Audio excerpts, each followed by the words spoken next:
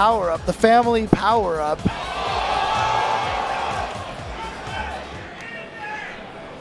Sako, you know, with that Menat, really, honestly, still one of the pioneers of that character.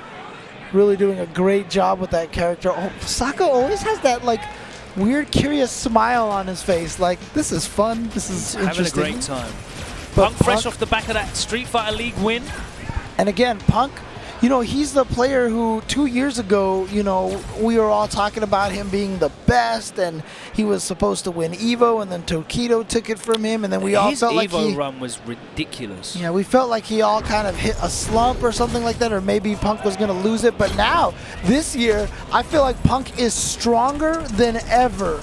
I feel like he is so dominant right now in this game. The stuff that we are seeing him do in this game against this field of players as well. You know, it's not even just like he's just winning, you know, against the same people over and over and over again. It's so hard to stay consistent in Street Fighter V, and yet Punk has been taking people out with his secondaries, his tertiaries, and it just doesn't even matter. He's been so dominant.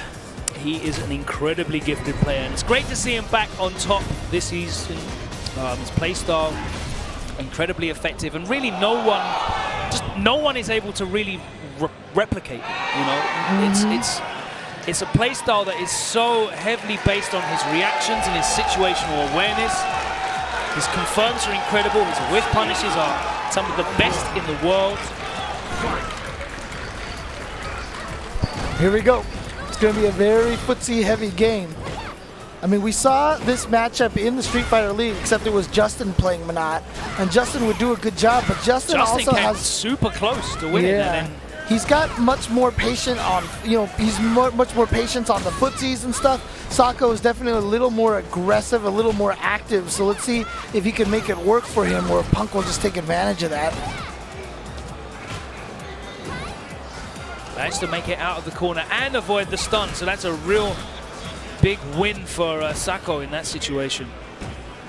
He's almost got There's that offensive V reversal we have talked about before that Karin has. Yeah, as soon as Karin gets the life lead, that V reversal is a really good tool. No, he didn't get the conversion that time. Oh, that rare jump in. It's very rare that you see Karin go for jumping. She's got some of the worst jumping normals in the game. Oh, got him with the cross-up, and he's going to be able to stem this as much as he can to get the hit into the critical art. Is this going to kill? There's so much scaling, but it's enough! And Sako's going to steal that first round from Punk. 925 health buff cannot save her. And that CA closed it out. Absolute maximum scaling.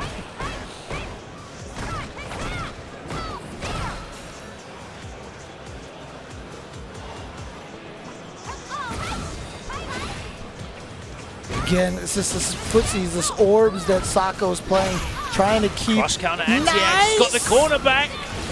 Yeah, side switch. And a big chunk of damage as well. It's a good 50% gone out after two sequences. Looking for the counter hit on the shoulder after the V reversal. All right, here we go, the activation. No one has better. Yeah, you can't V reversal against Sako. He's ready for it. And yeah, Punk is like, oh, that was pretty good. That was pretty good. Punk enjoys playing this game so much. He always has fun playing this game. Dude, how do you not enjoy it when you're winning everything, man? Even when he's losing, I watch him play money matches and casuals. He has the best time playing this. I think probably the only person I see enjoying themselves more when they're playing is Itazan.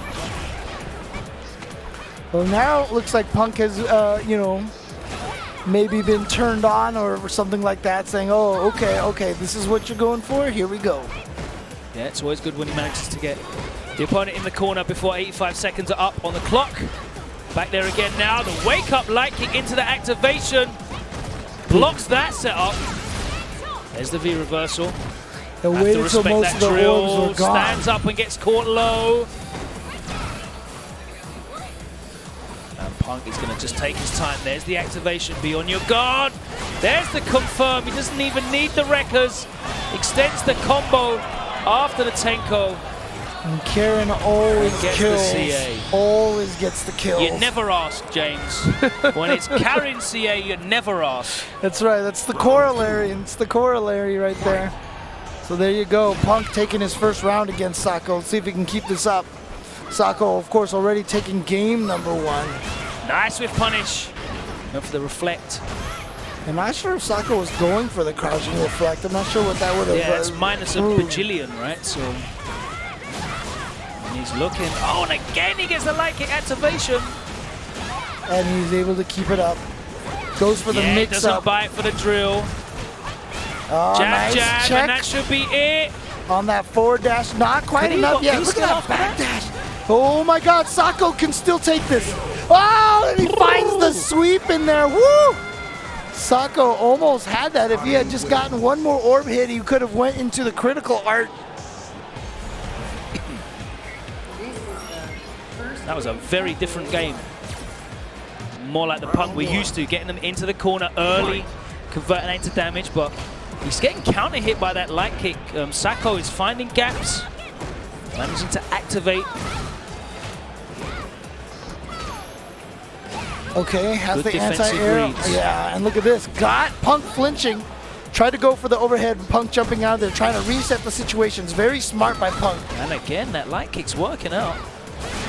Oh, just goes right raw in there with the Gurenken. Yeah, unlike other Karins, he doesn't need that the wrecker off the low forward. He can confirm pretty much every single time, so he doesn't use it in that sense. He uses it as a neutral poke or a combo extender. Yeah, you saw that. Oh, he's going to be able to get him out of the air, yeah, and has the orbs now to help him get. I don't know what Punk got hit by there. He just tried to jump out. Yeah, he just got hit. And now we've got Sako at match point. Can he send Punk to losers? Like I said, he has that family power up, the father power on the poorly up. spaced drill.